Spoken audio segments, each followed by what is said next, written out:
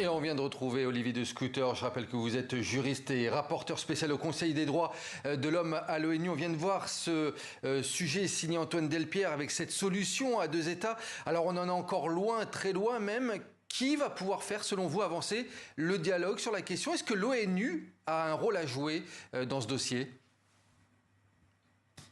Alors, bien entendu, une fois qu'on a reconnu un État, il faut rendre possible la solution à deux États et cela suppose que l'on mette davantage de pression sur Israël pour que celle-ci avance vers une solution à deux États. Jusqu'à présent, l'ONU est bloquée par le veto qu'exerce au Conseil de sécurité les États-Unis, qui s'oppose même à toute résolution demandant un cessez-le-feu et qui est totalement alignée sur les positions d'Israël. Alors, l'Assemblée générale de l'ONU, en 1950, avait adopté une résolution Uniting for Peace qui l'autorisait en fait à intervenir en cas de menace à la paix et la sécurité internationale pour en quelque sorte pallier la carence du Conseil de sécurité et son incapacité à agir. Et peut-être que l'Assemblée générale devrait faire cela. Rappelons que le 18 septembre expirait l'échéance fixée par l'Assemblée générale à Israël pour libérer les territoires occupés après un avis consultatif de la Cour internationale de justice qui avait constaté que cette occupation était illégale. Et l'Assemblée générale pourrait poursuivre dans cette direction pour exercer davantage de pression sur Israël et prendre au fond en main l'évolution de la situation. Et puis deuxièmement, l'Union européenne peut faire bien davantage. Vous savez, l'Union européenne, c'est le premier partenaire commercial de l'Union européenne.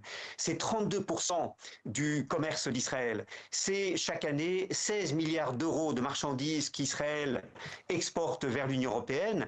Et alors que Israël dépend fort de l'Union européenne pour ses exportations, les exportations de l'Union européenne ne représentent que Israël n'est que le 31e État vers lequel on exporte. En d'autres mots, l'Union européenne pourrait faire bien davantage par des sanctions commerciales pour faire pression sur Israël pour que celle-ci respecte le droit international. Et au fond, mettre en œuvre une solution à deux États, cela ne se peut pas sans faire davantage pression sur Israël aujourd'hui. Alors on a bien compris le rôle de l'Union européenne dans votre réponse. Je voulais qu'on revienne à présent sur une proposition, sur une volonté de l'Espagne. L'Espagne qui souhaite aller encore plus loin, elle plaide désormais pour l'adhésion pleine et entière d'un État palestinien à l'ONU. Est-ce que selon vous cela pourrait être une option possible ?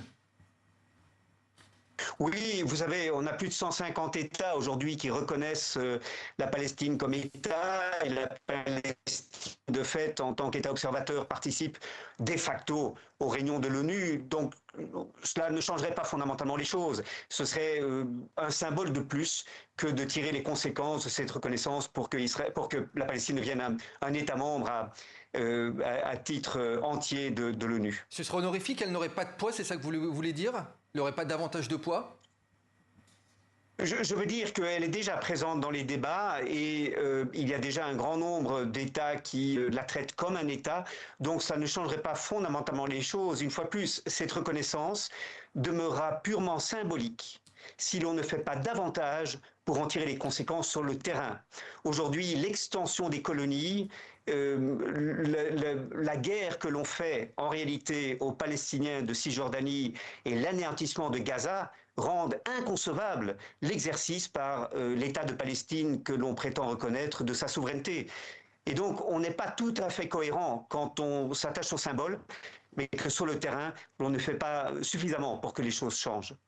Merci beaucoup Olivier de Scutter. Je rappelle que vous êtes juriste et également rapporteur spécial au Conseil des droits de l'homme de l'ONU. Merci pour votre analyse dans notre journal. Merci à vous.